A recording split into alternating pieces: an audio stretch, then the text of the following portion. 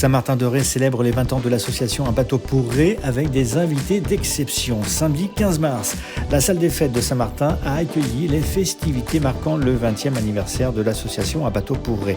Pour l'occasion, un dîner-conférence animé par le célèbre Philippe Croizon a captivé un public venu en nombre. L'athlète, connu pour avoir traversé la Manche à la nage, malgré son handicap, a partagé son incroyable parcours et son message inspirant.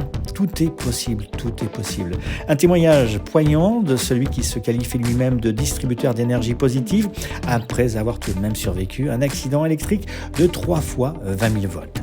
La soirée a débuté avec la présentation de 2 figures emblématiques de l'île de Ré, Antoine Albaut, légende du windsurf aux multiples records, et Antoine Cornic, navigateur ayant bouclé le Vendée Globe 2024 en 96 jours.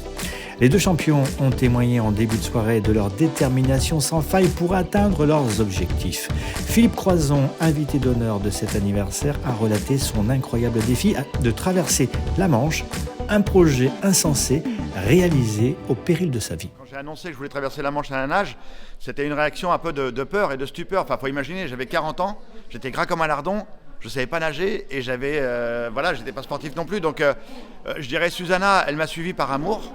Elle a dit ok, au moins il va s'occuper, il va faire quelque chose. Et mes parents, mon entourage, avaient peur que ce soit un rêve un peu trop important. 2 ans d'entraînement, partir de zéro, comme je l'ai dit tout à l'heure, avec une demi-heure de nage par jour et finir à 35 heures de natation par semaine, 6 heures de gainage, 4000 km de natation en 2 ans. Le plus clair de mon temps, c'était au lac de Saint-Cyr, près du Futuroscope. Le lac, il fait 4 km de circonférence et des fois, il tombait de la neige et je devais nager pendant 7 heures dans le lac. Donc, des entraînements un peu dingos, mais qui m'ont emmené à la victoire. Une belle équipe. Enfin, pour imaginer, il y avait Arnaud Chassery, Jacques Tuzet, 2 nageurs longue distance français qui avaient réussi la Manche, Valérie Carbonel, mon entraîneur, l'ancien kiné de l'équipe de France de football 98, championne du monde, le gars n'est installé à côté de la piscine. Voilà, j'ai monté une équipe de winners et je leur ai filé le paquet, je dis voilà, transformez-moi. Alors niveau matériel, les ingénieurs ont travaillé sur les palmes, ils ont travaillé pendant 1 an et demi pour trouver la bonne dureté. Et sur les prothèses, ils ont travaillé pendant pratiquement 6 mois. 6 mois pour avoir... Au début, mes premières prothèses faisaient 3 kg par jambe. Et à la fin, on a fini à 700 grammes par jambe, tout en carbone et en titane. Vous voyez, tout le monde a travaillé. Tout ça parce que j'ai osé demander des coups de main aux gens. Ça, c'est hyper important. Oser demander des coups de main, enfin, ne pas rester seul dans son coin. Et c'est comme ça que j'ai réussi à mener mes aventures. Tout était là autour de moi pour qu'on puisse réussir. Alors, effectivement, il y a eu des fois où l'équipe a voulu lâcher. C'est pour ça que je dis que le jeu JE n'existe pas. C'est on avance ensemble et on réussit ensemble. Quand mon équipe veut arrêter 6 mois après le début de l'entraînement parce qu'ils voient que je suis en train de mourir dans l'eau, j'ai perdu 20 kilos, je suis à la ramasse totale, ils ont peur pour moi, ils veulent arrêter. C'est moi qui leur remonte le moral. Et quand moi je vais pas bien, c'est mon équipe qui me remonte le moral. Il y a vraiment un collectif qui s'est créé et on a été là où ce que personne ne croyait réalisable. Tu sais, quand j'ai dansé la Manche, je dirais 99% des gens me disaient Philippe, arrête tes conneries, c'est pas possible, tu peux pas faire ça. Ouais, et il y a 1% qui y a cru, mon équipe et moi. Et on a montré à ces 99% de pessimistes que tout était possible. C'est quoi vos rêves, c'est quoi vos envies et surtout, c'est quoi vos objectifs. Pour que les rêves deviennent réalité, il faut oser.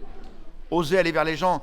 Il m'a fallu pratiquement presque 10 ans où j'étais dans mon canapé après l'accident. Et donc, et à partir du moment où j'ai osé aller voir les gens, les interpeller, les bousculer même des fois, en leur disant voilà, j'ai besoin de toi, j'ai un rêve, j'ai un objectif à atteindre, j'ai besoin de toi. Bien sûr qu'il y en a qui vont dire non, et il y en a qui vont dire oui. Et à partir du moment qu'il y en a un qui dit oui, ça y est, l'aventure est lancée, on ne peut plus s'arrêter. Au début, je ne sais pas que c'est pas réalisable. Tu sais, je suis un peu comme la phrase de Mark Twain. Ils ne savaient pas que c'était impossible, alors ils l'ont fait. Et c'est vraiment mon parcours de vie. Et c'est ce que j'ai envie de distribuer aujourd'hui pour Un bateau pour Ré, c'est offrir mon énergie. Comme je le dis très souvent, sous le ton de l'humour, depuis que j'ai pris 3 décharges de 20 000 volts, je suis devenu distributeur d'énergie positive. C'est plutôt cool, non ? Un point commun unit ces 3 hommes d'exception, la persévérance et la capacité à repousser leurs limites, quoi qu'il en coûte. Antoine Albaut poursuit inlassablement de nouveaux records en windsurf, tandis qu'Antoine Cornic, après son tour du monde en solitaire, n'avait qu'un seul objectif, franchir la ligne d'arrivée coûte que coûte. J'ai arrêté la Coupe du Monde de slalom, là, ce qui est un petit peu la discipline reine du windsurf. Mais c'est vrai que courir après les records, c'est justement, tu veux toujours faire mieux. Là, il y a les 100 qui sont pas loin. Il y avait les 50 nœuds qui étaient pas très loin déjà en 2008 et puis après je l'ai fait en 2012. Mais maintenant les 100 sont juste derrière la porte et puis c'est ce qui te motive au final. Donc tu as l'obligation de passer ces 100 pour pouvoir arrêter. Arrêter, non, je pense pas. Mais peut-être faire d'autres choses, faire d'autres choses. J'ai aussi le projet Zéphyr qui est là derrière, avec lequel on veut reprendre le record du monde de vitesse à la voile qui est de 120 km/h, 122 km/h. Donc il y aura ça à aller chercher derrière. C'est un projet différent, c'est un projet de recherche et développement Oui, mais l'un ne se fera pas sans l'autre, c'est ça? On peut aller chercher les 100 demain. Les 122 km/h, non, pas demain. Toi, ton trait de caractère, ta force, c'est quoi? C'est la motivation, je pense, déjà. Et puis la force physique aussi. Et puis la connaissance. Beaucoup de connaissances dans le milieu. L'objectif des 40 marins quand tu fais un Vendée Globe, c'est de finir le tour. Ça, il n'y a pas un mec qui va te dire je vais gagner le Vendée Globe. Ça intervient dans un deuxième temps quand on parle vraiment du sportif. Moi, sportivement, je voulais être sous les 90 jours.